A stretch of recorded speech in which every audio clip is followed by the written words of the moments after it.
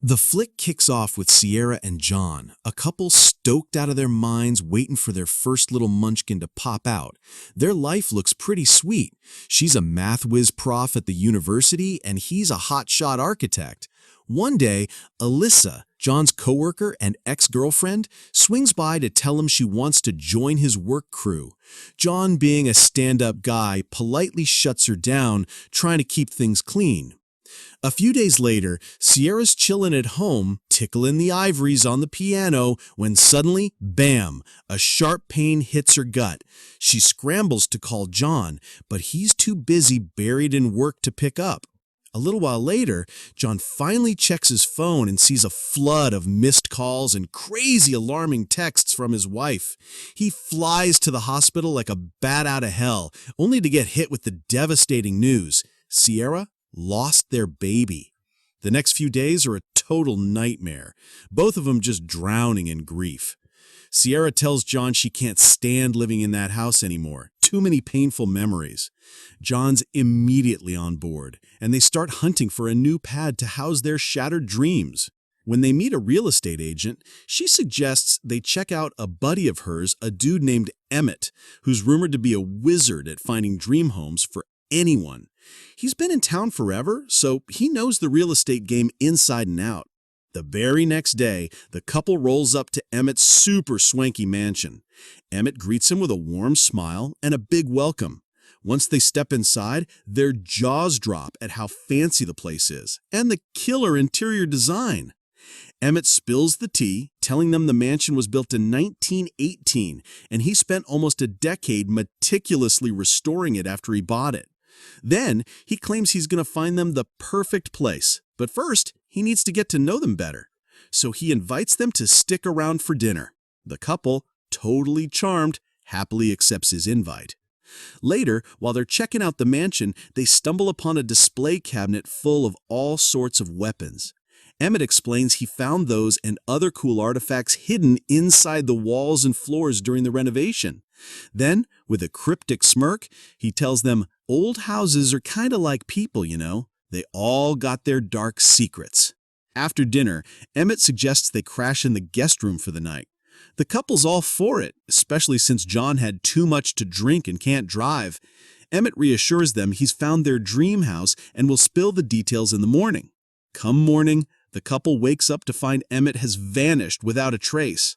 A little later, a note on the dining table catches their eye. John reads it, and both of them are floored. Emmett gifted them the mansion, no strings attached. But at the end of the note, there's one condition. They can never, ever open the basement door, no matter what.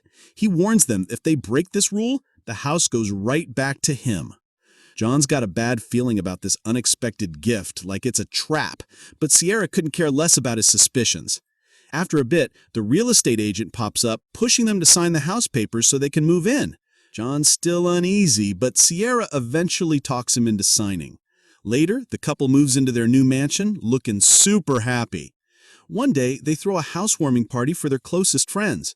John's surprised when Alyssa shows up with her new boyfriend, but Sierra, totally clueless about Alyssa's past with John, gives her a warm welcome.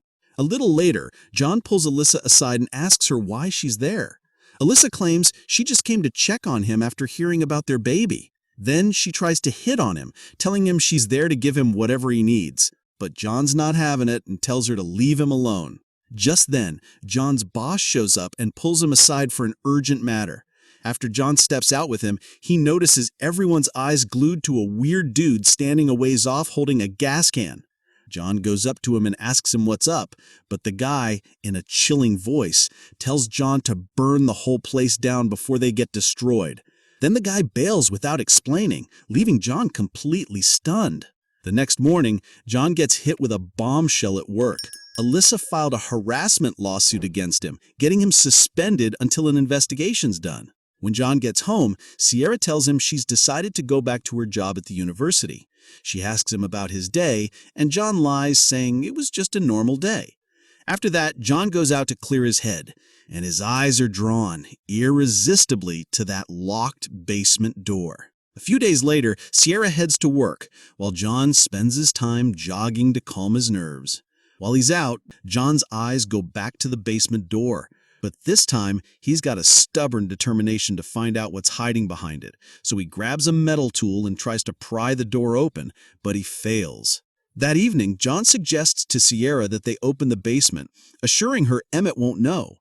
But Sierra flat out refuses, saying she doesn't want to lose their dream home. The next day, John leaves a voicemail for Alyssa, telling her he wants to talk. A little later, he enters the mansion and notices a small door under the stairs. So he decides to head to the city planning office to get the mansion's blueprints. That's when he learns the previous owner was named Paul McManus, not Emmett.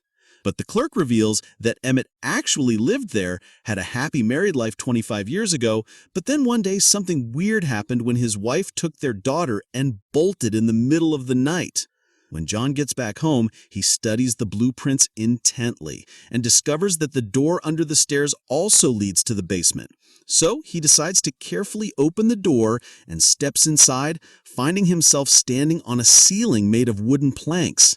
He starts removing the planks and finds a narrow passage beneath, leading to another door reinforced with iron bars.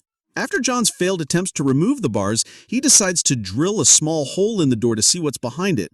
But before he can finish, he hears Sierra's car, so he quickly goes upstairs to greet her so she doesn't suspect anything.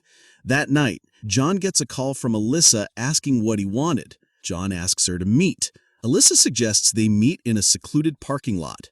When they meet, John demands to know why she made up those lies, and that's when it's revealed they had a secret affair that Sierra knew nothing about. Alyssa tries to convince him to get back together, but John tells her he'll never leave Sierra for her. When Alyssa threatens to spill everything to Sierra, John loses it and threatens to kill her if she does. The next day, John goes for his usual run while Sierra's busy painting the baby's room. But suddenly, she feels nauseous, which makes her take a pregnancy test. When the test comes back positive, her heart fills with joy. A little later, Sierra accidentally finds the blueprints hidden under the bed, so she grabs them and studies them and then heads towards the door under the stairs. Moments later, she reaches the fortified basement door that John tried to open earlier, but unfortunately, her flashlight battery dies, so she goes upstairs to get a new one. At this very moment, Alyssa arrives and enters the mansion, then calls out to Sierra, but Sierra doesn't hear her and goes back to the basement. So she starts wandering around the mansion, and that's when she sees photos of the couple together, which makes her sad. Downstairs, Sierra notices the hole that John drilled in the door earlier, feeling disturbed and realizing what her husband secretly intended to do. Meanwhile, Alyssa discovers the positive pregnancy test, which makes her even angrier. When Sierra finally returns to the upper floor, she doesn't find Alyssa.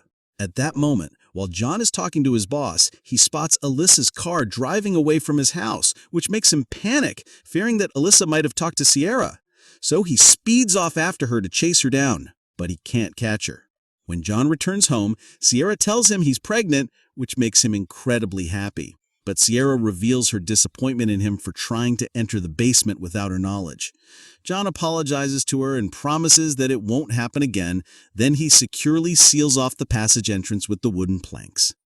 The next morning, John gets a call from HR telling him he's been cleared of all Alyssa's accusations and can go back to work. John feels overjoyed, like his life is finally getting back on track. That night, while John and Sierra are decorating the baby's room, John notices a hole in the wall. When he investigates it, he finds a bullet inside, which freaks him out. John speculates that Emmett might have killed his wife and daughter and hid their bodies in the basement. He suggests calling the police, but Sierra refuses, insisting she doesn't want to ruin their lives, especially with a baby on the way. So John has no choice but to agree in the end. A few days later, some police officers show up at John's workplace to investigate Alyssa's disappearance. At that moment, Sierra goes to the bar with one of her neighbors, who reveals that many families lived in their mansion before them, but they would suddenly leave without any explanation. Then she expresses her happiness when she used to see John jogging in the afternoon. Sierra is surprised because John is supposed to be at work at that time. Suddenly, her attention is drawn to the TV, where she sees the news of Alyssa's disappearance.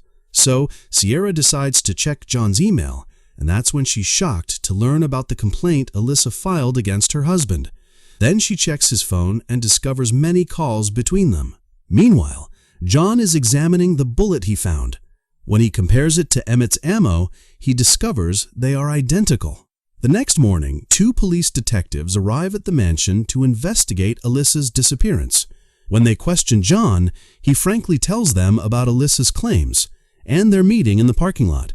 Although he doesn't reveal his infidelity to his wife, he admits he was in a relationship with Alyssa before he met Sierra. Then one of the detectives reveals that Alyssa sent a text message from her phone near their house on the day she disappeared, but John denies knowing about it. So they ask him about his whereabouts that day, and John gets nervous. But luckily, Sierra steps in and claims that her husband was with her that day. The detectives are convinced and leave the house. After that, Sierra confronts her husband, revealing that she knows about his infidelity with Alyssa, but she tells him she covered for him only because she doesn't want their child to grow up and find his father in jail. So John tries to convince her that he didn't kill Alyssa, but Sierra can no longer trust him. The next day, John searches for Paul McManus's address, the previous owner of the mansion, and then goes to meet him. John is surprised when it turns out that Paul is the same eccentric man who appeared at the mansion on the day of the housewarming party. When John sits with him, he tells him that he became an alcoholic after divorcing his wife. Then Paul confesses to him that he was living an ideal life with his family when they moved into the mansion, but their lives quickly began to fall apart. So John asks him about the secret of the mysterious basement, and Paul reveals that not opening the basement door was the biggest mistake of his life. Then he advises John that his only option is to open the basement door. When John returns to the mansion, he tells Sierra about the necessity of opening the basement door. As expected, Sierra refuses and tells him that she doesn't want to end their ideal life, but John insists on his opinion and grabs a crowbar and starts to open it. When Sierra tries to stop him, he ignores her to continue his mission. So Sierra hits him on the head, causing him to lose consciousness immediately. When John wakes up inside the house later, Sierra apologizes to him, and during that, she shows him Alyssa's phone, which leaves him in a state of complete shock.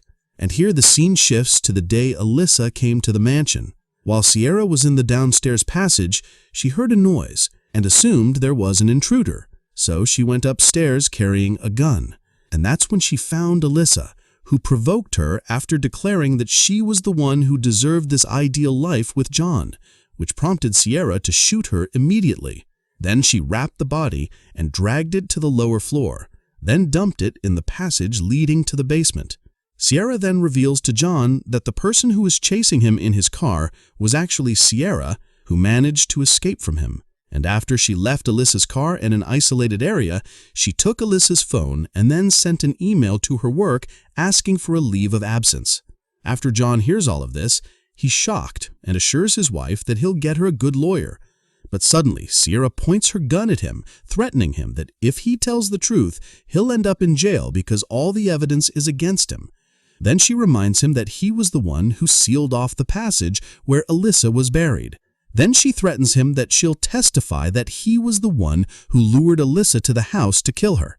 But a little later, Sierra gives John another option: to stay silent in exchange for living an ideal life with their child. And when John asks her about Alyssa, she tells him that she'll be forgotten like any tragic disappearance case. A few months later, we see Sierra celebrating the arrival of her baby with John by her side, which means he decided to accept his fate and stay with his killer wife. During the party, the couple receives a message from Emmett, who congratulates them on their new phase in life. And next to the message, they also find the basement door key. Then he tells them that it's up to them whether they use it or not, but he believes they already know what's inside. And our movie ends here, so don't forget to let us know your opinion in the comments. And if you liked the video, hit the like button. Also, don't forget to subscribe to our channel to receive all the new recaps. Thank you for watching, and we'll see you next time.